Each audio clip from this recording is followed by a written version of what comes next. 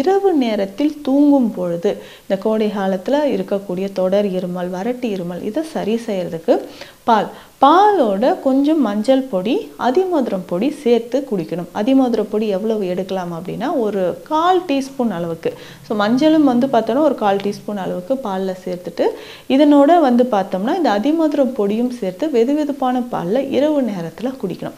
So இந்த மாதிரி வெதுவெதுப்பான பாலை நம்ம பயன்படுத்தும் பொழுது, இரவு நேரத்தில் பயன்படுத்தும் பொழுது ஸோ அதிகமான உடல் உஷ்ணம் நமக்கு கொஞ்சம் கொஞ்சமாக குறைஞ்சிக்கிட்டே வருதுன்னு சொல்லலாம். இதனால் வரக்கூடிய ட்ரை காஃப் நமக்கு குறையும்.